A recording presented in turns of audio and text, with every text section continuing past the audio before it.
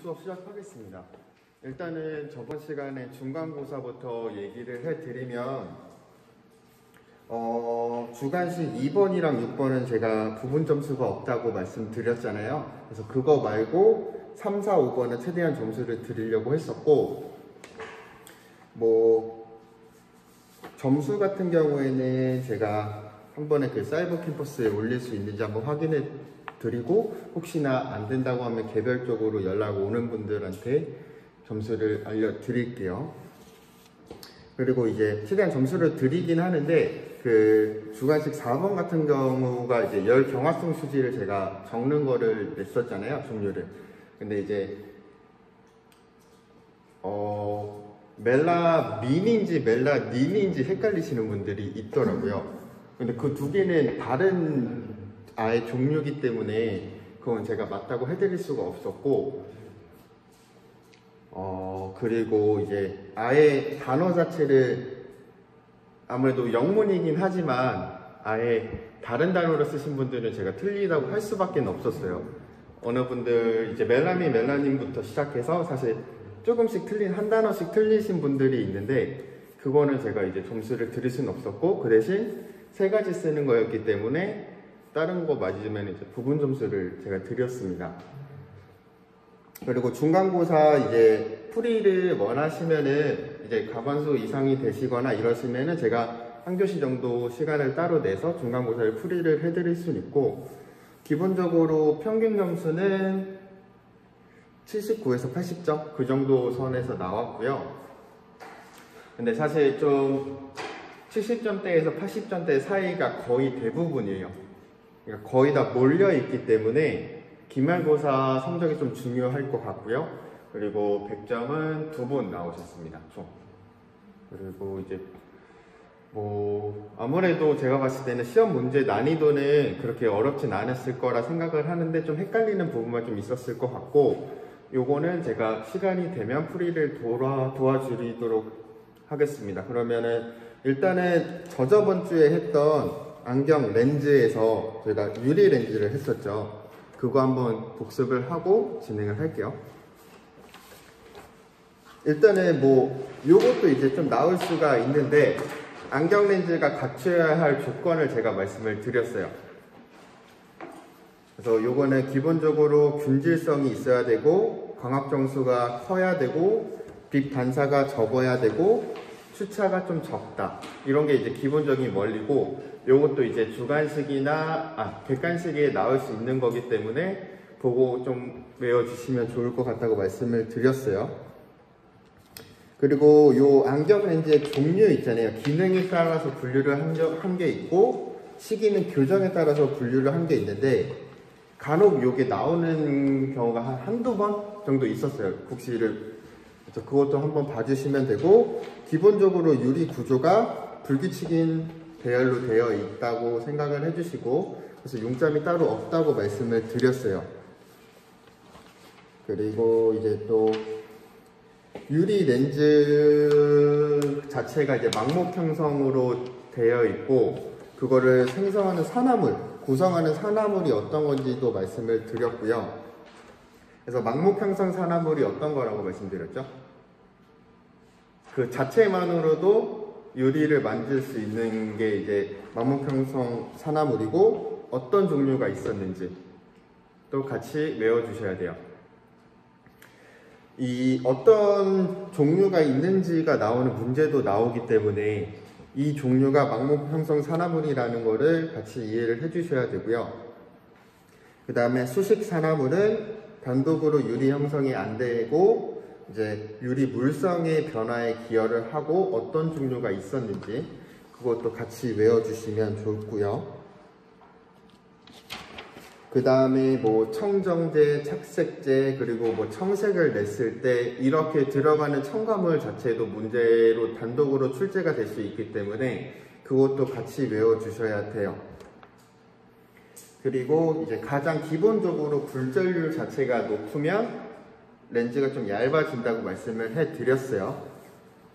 빛을 꺾는 정도이기 때문에 얇아도 빛을 많이 꺾을 수 있기 때문에 똑같은 디옵터, 그러니까 똑같은 굴절력을 봤을 때는 굴절률이 낮을수록 얇다라고 말씀을 드렸고, 아배수 자체는 이제 아배수가 높아야 상이 선명하다고 말씀을 드렸습니다. 그래서 이제 광학 유리 렌즈의 장점은 뭐가 있었죠?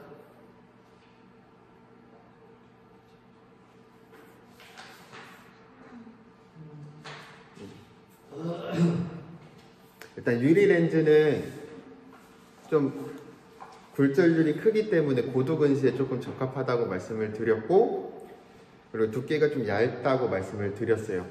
근데 이제 유리의 단점은 잘 깨지고 무겁고 표면 반사율이 크고, 이게 이제 단점이고, 유리 렌즈를 어떻게 제조를 하는지도 말씀을 드렸습니다. 그래서 그것도 같이 외워주시면서, 그리고 제가 이제 광학 유리를 두 가지로 분류한다고 말씀을 드렸는데, 크라운 유리와 플린트 유리.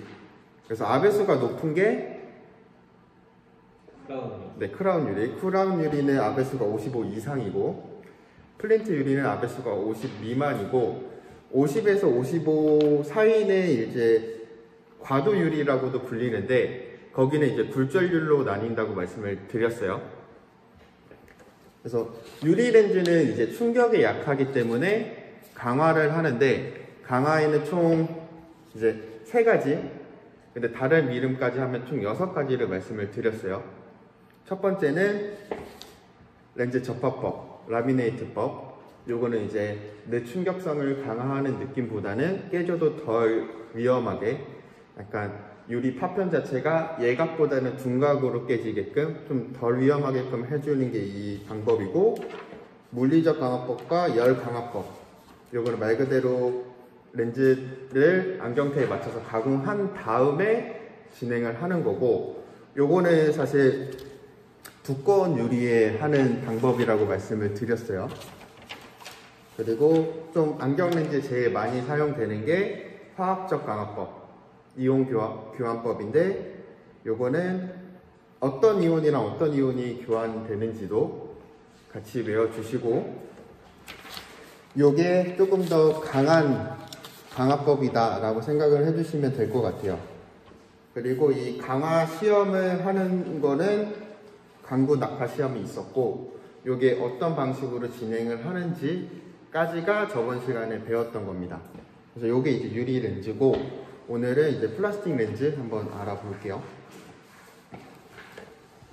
시작해 보겠습니다.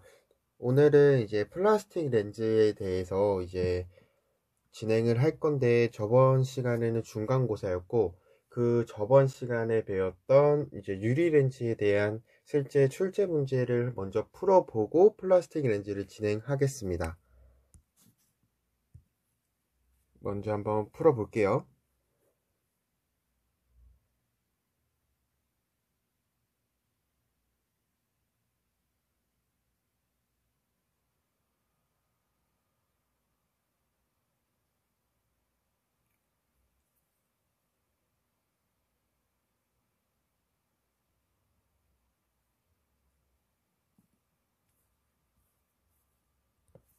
네, 같이 한번 풀어보겠습니다.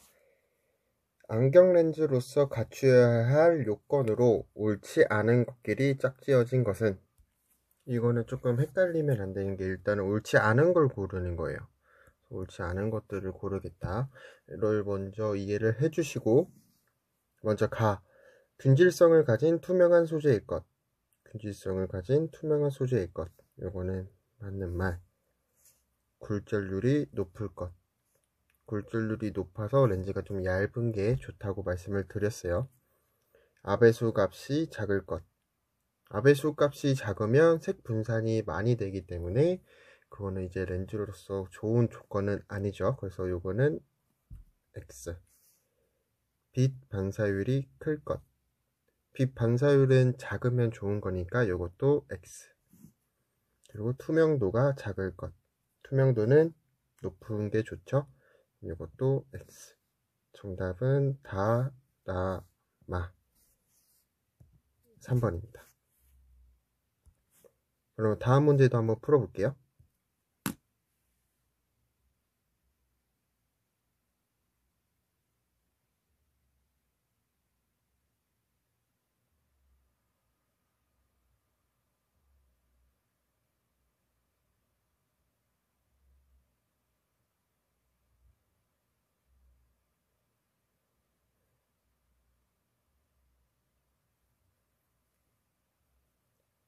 네, 같이 한번 풀어보겠습니다. 다음 중 유리 렌즈의 장점으로만 짝지어진 것은? 장점으로만. 가, 내 마모성이 좋다. 내 마모성이 좋다. 이건 유리의 장점이죠. 잘 깨진다. 요거는 이제 유리의 특성은 맞지만 장점은 아니에요. 그래서 나는 아니고, 가는 맞고. 플라스틱 렌즈보다 얇다. 플라스틱 렌즈보다 굴절률이 높기 때문에 기본적으로 렌즈가 얇다고 할 수 있습니다. 그리고 충격성이 좋다. 요거는 아예 말 자체가 틀리죠. 충격성이 좋지 않아요. 그렇기 때문에 정답은 가, 다 4번입니다. 유리 렌즈에 대한 뭐 기본적인 문제긴 하지만 그래도 쉽게 내용을 정리하면서 풀 수 있는 문제였어요. 그럼 이제 플라스틱 렌즈 한번 진행해 보겠습니다. 일단 플라스틱 렌즈를 들어갈 때 유리 렌즈와 비교하면서 이해를 하는 게 조금 공부하기도 편하고 시험에 나왔을 때도 비교하기도 편하면서 공부하는 게 조금 더 편하실 거예요. 좋고. 먼저 이제 플라스틱과 유리를 비교를 하는 게 좋죠. 플라스틱 소재는 유리에 비해 긁힘에 대한 저항성이 낮으나 유리가 긁힘에 대한 저항성이 굉장히 좋은 제품이기 때문에 그것보다 낫다라고 말씀을 나온 거입니다. 일단 유리의 단점이나 장점을 한번 짚고 넘어가면 될 것 같은데 유리의 단점은 일단은 뭐가 있을까요? 무겁죠.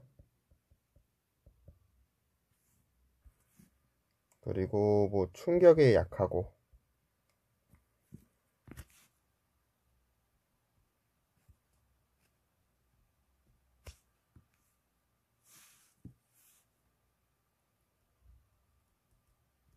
그리고 또 뭐가 있었죠?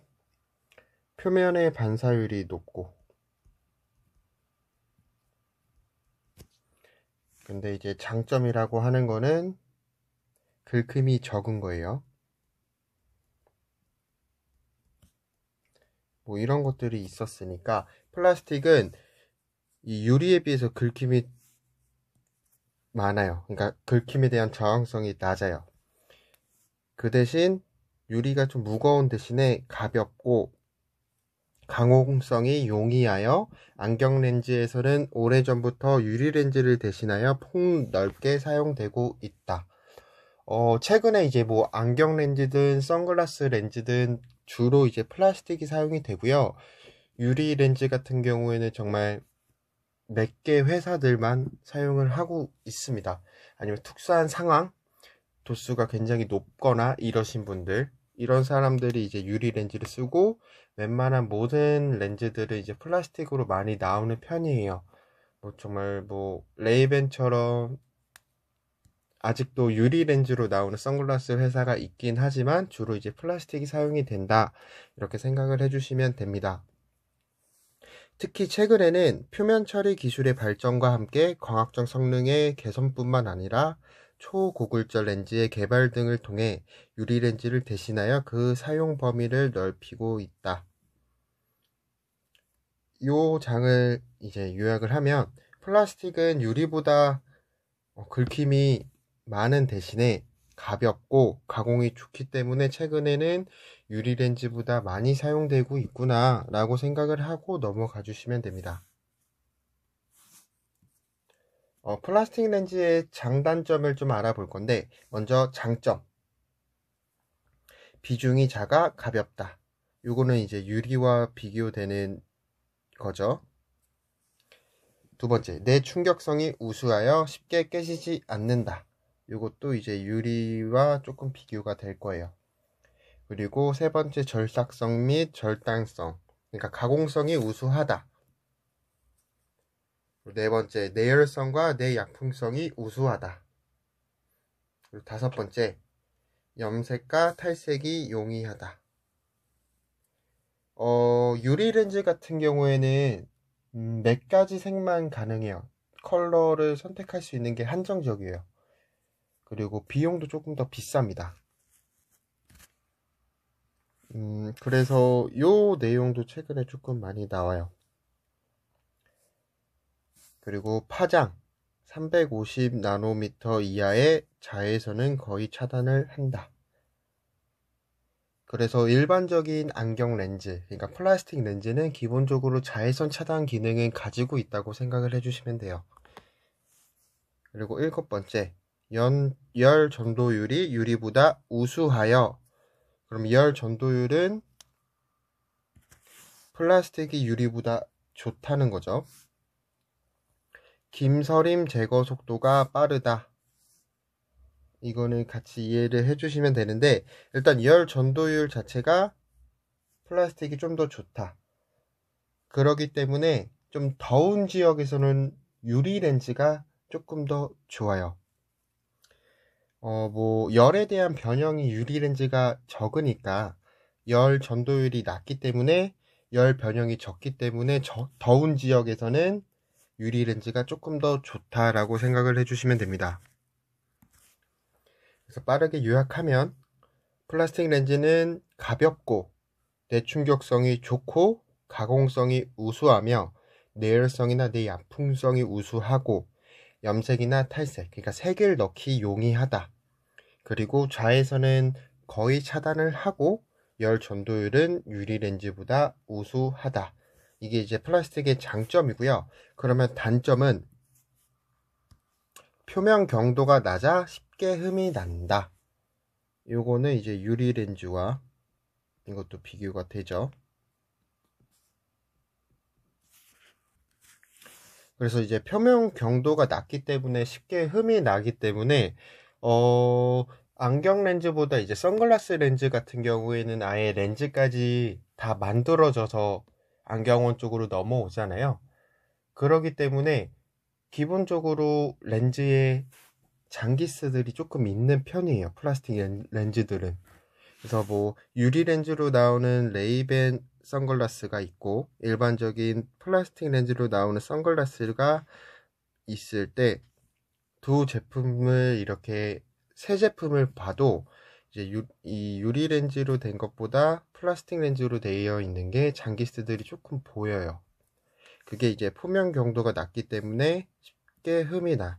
그래서 스크래치가 조금 더 잘 나는 편입니다. 그리고 굴절류 값이 작아 두께가 두껍다. 이것도 이제 유리 렌즈와 비교하는 거고 굴절률이 작기 때문에 두께가 두껍다. 그리고 왜곡이 일어나기 쉽다. 이게 단점입니다.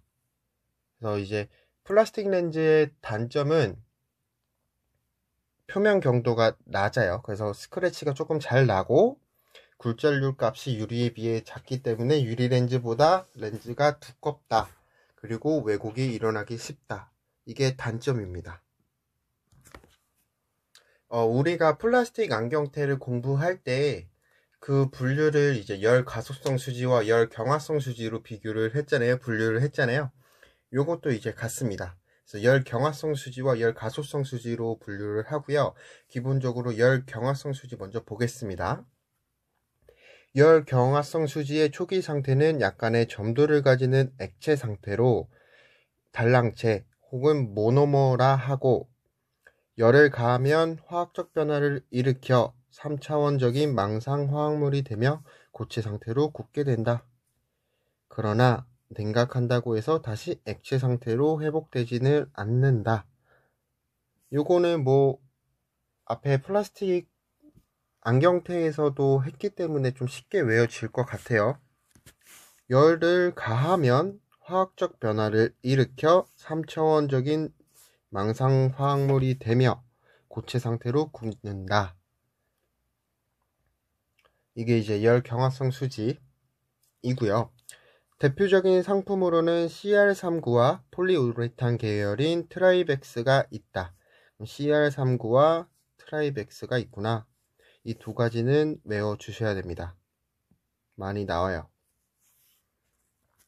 그럼 먼저 CR39 렌즈에 대해서 알아보겠습니다. 먼저 CR39 렌즈입니다. CR39는 아릴 디글리콜 카보네이트라고 불리고 줄여서 DC 혹은 CR39라고도 불립니다. 이거는 이제 미국의 한 회사에서 개발된 수지로 일반적으로 안경사들에게는 CR 렌즈라고 불립니다. 그래서 안경원에 가셔서 이거는 CR 렌즈입니다 라고 하는 게 이 아렐 디글리콜 카보네이트, 그러니까 CR39 렌즈예요. 일반적으로 CR 렌즈라고도 불립니다. 대표적인 열 경화성 수지입니다. 이와 같이 열 경화성 수지의 원재료를 모노머라고 하며 CR39의 모노머는 약간의 점성을 가지는 액체 상태이다. 그럼 이 CR39는 어떤 특징이 있는지 한번 알아보겠습니다. CR39 렌즈의 특징은 일단 굴절률이 1.498, 그래서 1.50이라고도 불려요. 그래서 저희가 이제 안경원을 가면 안경 렌즈에 뭐 압축이라고 해서 1.56이라고 적혀 있는 것도 있고 1.60이라고 적혀 있는 것도 있고 뭐 이런 식으로 있잖아요.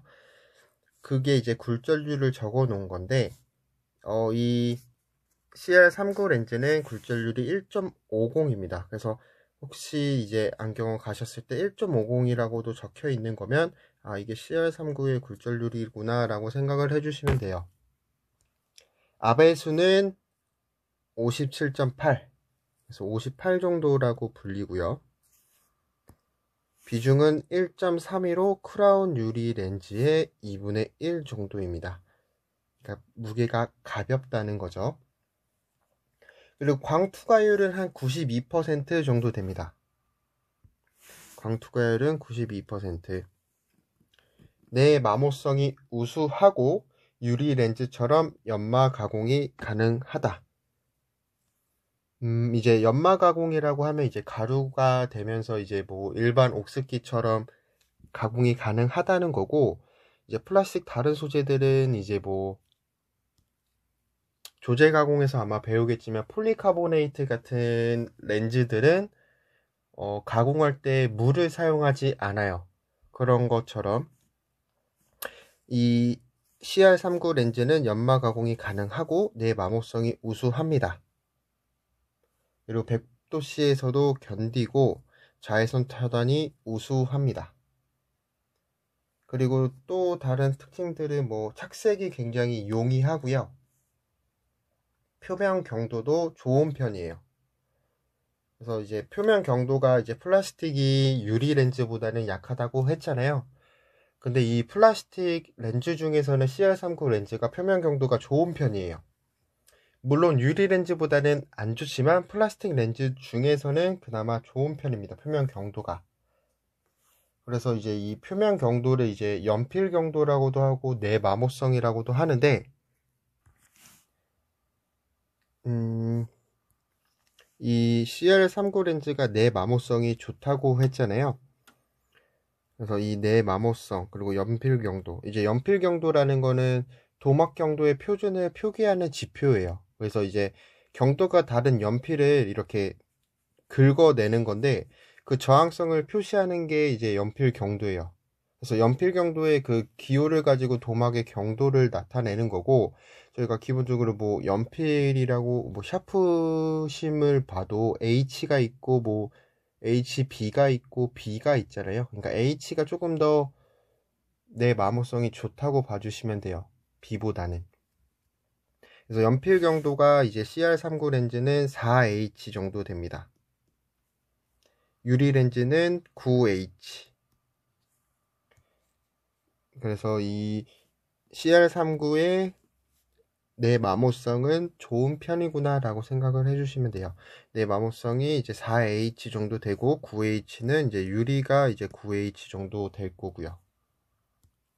이런 단위를 물어보는 시험 문제도 나오는 경우가 있으니까 같이 이해를 해주시면 될 것 같아요. 그럼 CR39를 조금 정리해 볼게요. 특성을. 먼저 굴절률이 1.50 정도 되고 아배수는 58 정도 된다. 비중은 1.32로 유리의 크라운 유리의 반 정도 되고 내 마모성이 우수합니다. 내 마모성이 4H 정도 된다.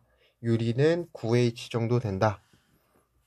그리고 100도씨에서도 견디고 자외선 차단이 우수하다. 이 정도가 큰 특징들입니다. 그래서 이제 용도로는 비정시를 교정해 주는 거, 그래서 노안 보정염 및 선글라스 등에도 이제 많이 사용이 됩니다. 아까 제가 착색이 용이하다고 말씀을 드렸잖아요. 그래서 이제 선글라스에도 많이 사용이 된다 생각을 해주시면 됩니다. 그럼 이러한 특징들을 갖고 있는 CR39는 어떻게 제조가 되는지, 그것도 이제 문제에 많이 나오기 때문에 그것도 한번 알아볼게요. 어떻게 제조가 되느냐? 이거는 이제 열 경화성, 그러니까 주영법. 그래서 주영중화법, 주입성형법으로 제조가 되며, 이를 위해서는 렌즈 설계에 따른 몰드와 게스킷이 필요하다. 요 두 가지는 굉장히 중요합니다. 몰드와 게스킷. 이게 어떤 건지는 뒤에서 조금 자세히 설명을 해줄 거고, 일단 CR39는 열 경화성 수지고, 그러니까 이제 주영법으로 제작이 되며, 렌즈 설계에 따라서 이제 몰드와 게스킷이 필요한데, 렌즈 설계의 구성 요소엔 뭐가 있느냐? 뭐 곡률 반경, 지름, 중심 두께 등을 고려해서 렌즈를 설계를 해야겠죠, 당연히. 그 다음에 이제 몰드가 어떤 거냐? 정밀하게 가공된 화학 강화된 유리를 사용하며 몰드 선택과 배치에 따라 렌즈 전후면 곡률과 지름 및 중심 두께가 결정된다. 이게 무슨 말이냐면, 렌즈를 이제 규격에 맞게 생산하기 위해서 만드는 이제 성형 틀 같은 거예요, 몰드가. 그래서 이제 렌즈 윗면이랑 아랫면의 곡률을 만드는 도구라고 생각을 해주시면 돼요. 요 유리 렌즈 같은 거거든요. 이런 유리 렌즈들이에요. 그래서 요거는 이제 내가 만들고자 하는 렌즈의 곡률을 생각을 해서 이 렌즈의 곡률을 제작을 하는 거예요, 미리. 그래서 일반적으로 렌즈는 전후 곡률이 다르기 때문에 상몰드와 하몰드를 제작을 하는 겁니다. 렌즈 윗면과 아랫면. 이 유리 렌즈가 이렇게 커브가 이 옆에서 이렇게 보면은 이런 식으로 보이겠죠? 이게 예를 들어서 상몰드고, 이런 렌즈가 하나 더 있겠죠? 하몰드가 예를 들어서 이렇게 있으면 옆면에서 봤을 때 모습이에요. 이게 상몰드, 이게 하몰드예요. 그러면은 이 사이로 액체 모노머를 이렇게 넣는 겁니다. 이 사이로. 그 다음에 이 렌즈를, 이 모노머를 굳혀서 이제 만드는 게 안경 렌즈예요. 그러니까 이 렌즈가 어떤 곡률을 가질 건지를 생각을 하고, 그리고 중심 두께를 어느 정도로 할 건지를 생각을 하고 제작하는 게 이 몰드예요. 그래서 몰드라는 게 렌즈 구격을 맞게 생산하기 위해서 만드는 성형 틀이라고 생각을 하면 돼요. 그래서 간단하게 정리를 하면, 규격에 맞게 렌즈를 생산하기 위해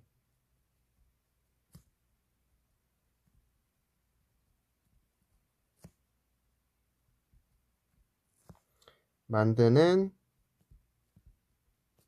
성형 틀, 이게 몰드예요.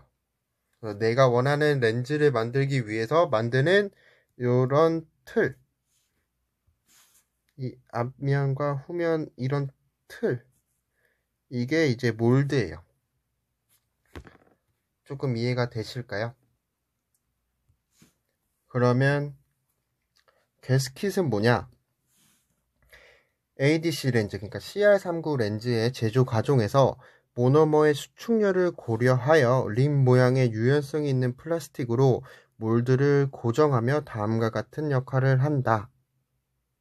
그러니까 요게 이제 게스킷인데 여기에 이제 몰드를 앞뒤로 이렇게 고정을 시키는 거예요. 여기에.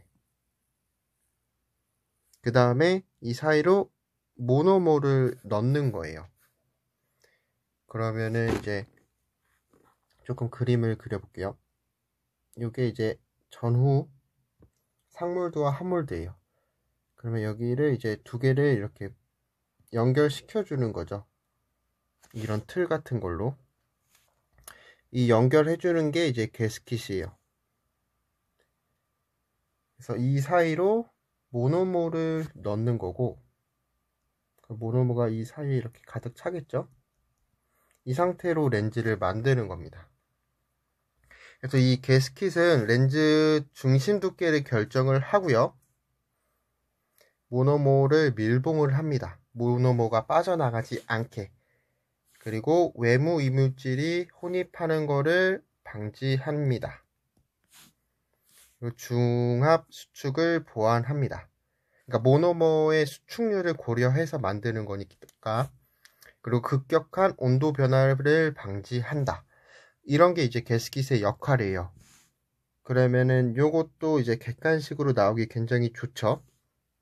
게스킷은 렌즈 중심 두께를 결정한다. 그래서 이 게스킷 높이에 따라서, 이 넓이에 따라서 중심 두께가 바뀌겠죠. 왜냐면 요 높이가 넓어지면은 몰드와 몰드 사이도 넓어지기 때문에 그 안에 들어가는 모노모가 이제 굳어서 렌즈 두께가 두꺼워지겠죠. 그런 것처럼 이제 렌즈 중심 두께를 결정을 하고 모노모에 밀봉을 하고 외부 이물질의 혼입을 방지하고 중압 수축을 보완하고 급격한 온도 변화 방지를 한다. 이게 게스킷의 역할입니다. 그래서 주형 중압은 제가 이제 붕어빵처럼 생각을 하면은 편하다고 했잖아요. 이제 한번 그걸로 해볼게요. 그러면 아래 틀이 있겠죠. 아래에 틀이 있고 위에 틀이 있고 요게 이제 몰드겠죠. 그래서 내가 뭐 원하는 곡률을 계산을 해서 이렇게 틀을 만드는 거예요. 내가 만들고자 하는 거에. 그러면은 이제 이게 붕어빵이라고 생각을 하면 위에 틀이 있고 아래 틀이 있으면 여기 안에 이제 반죽을 넣겠죠. 그게 이제 모노모라고 생각을 해주시면 돼요. 반죽을 넣는데 이 반죽이 옆으로 세면 안 되고 너무 안으로 쪼그라들어도 안 되고 또 다른 물질이 들어가면 안 되기 때문에 여기에 이렇게 못 나가게 막는 거예요. 그리고 이 틀, 위에 틀과 아래 틀을 연결하는 역할도 하면서 이게 밖으로 새어나가지도 않고 안으로 들어올 수도 없고 그렇게 해주는 역할을 해주는 틀을 만드는데 요게 이제 게스킷이고 요 위에 틀과 아래 틀은 이게 이제 몰드 그리고 이 안에 들어가는 거는 모노머. 그래서 이 게스킷의 역할이 요게 길어질수록 위에 틀과 아래 틀이 넓어지기 때문에 여기 안에 들어가는 모노머 양이 많아지면서 붕어빵이 커지게 지겠죠. 두껍게 되겠죠. 이렇게 생각을 해주고 이해를 해주시면 조금 편하실 거예요. 이런 식으로 제조가 들어갑니다. 조금 이해가 되셨을까요? 그러면 이제 제조 과정만 한 번 더 볼게요. CR39 렌즈는 주형법으로 제작이 되고 곡률 반경, 질은, 중심 두께들은 고려하여 렌즈를 설계를 하는데 몰드와 게스킷이 필요하다.